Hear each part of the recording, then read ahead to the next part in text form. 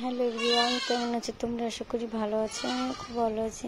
তো দেখছো এই পাউগুলো দিয়ে হবে ডিম টোস্ট। তো পেঁয়াজ কুচি করে নিয়েছি আর এই পাউরুটিগুলোকে নিয়ে নিয়েছি। তো এখানে একটা কড়া গ্যাসে বসিয়ে দিলাম।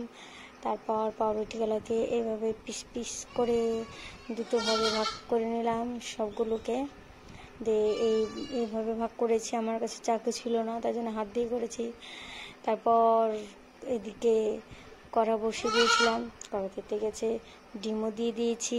তারপর পাউরুটিগুলোকে এভাবে চিপে চিপে চিপে চিপে বসিয়ে দিলাম। তো এবার মাঝখান দিয়ে কেটে তারপর হলো কি উল্টিয়ে দেবো, মানে এই পিসটাও একটু ছ্যাঁকা লাগে। তো এই পিসটাও উল্টিয়ে নিলাম। তোমাদের যদি কারো ভালো লাগে আমার এই রেসিপিটি, তাহলে অবশ্যই তোমরা বাড়িতে করে খাবে। আমার তো বেশ ভালোই লেগেছিলো। তারপর যখন খেয়েছিলাম তখন বেশ ভালো লেগেছিলো, তবে একটু লবণ হয়ে গেছিলো তাই। তো একে একে এইরকমভাবে ডিমটা একটা বাটিতে দিচ্ছিলাম আর কড়াতে দিচ্ছিলাম। করেছিলাম 4টে পাউরুটির হলো কি ডিম টোস্ট করেছিলাম। তো এইভাবে একে একে 4টে পাউরুটি ডিম টোস্ট করে নিয়েছিলাম। তো এদিকে কড়াটা গরম হচ্ছে, তেল দিয়ে দিলাম। এবার যে ইটা করে রেখেছিলাম ওটা এবার দিয়ে দিব, এটাতে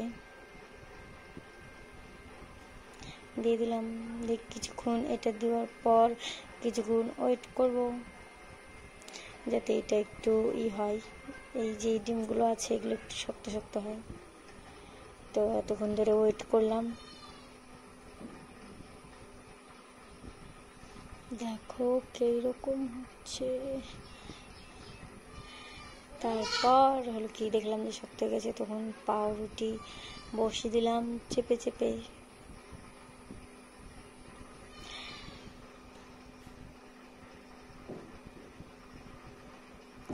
তা আমার এই রেসিপিটি তোমাদের কাছে কেমন লেগেছে অবশ্যই কমেন্ট করে জানাবে, আর অবশ্যই আমাকে সাপোর্ট করবে, আমিও তোমাদেরকে সাপোর্ট করব।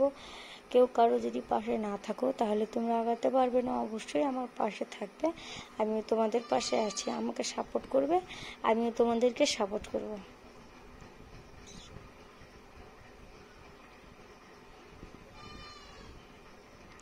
কেউ উল্টাতে পারছি না, বারবার করছি, বারবার একই হয়ে যাচ্ছে, বারবার করছি, বারবার একই হয়ে যাচ্ছে।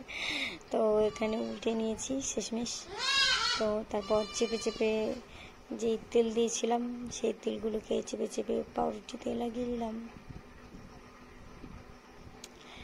তো এখানে 4টে করেছিলাম, একটা শ্বশুর, একটা শাশুড়ি, একটা মেয়ে, একটা আমি। তো আমার এখানে দেখো পাউরুটি রেডি। তো এবার খাওয়ার পালা।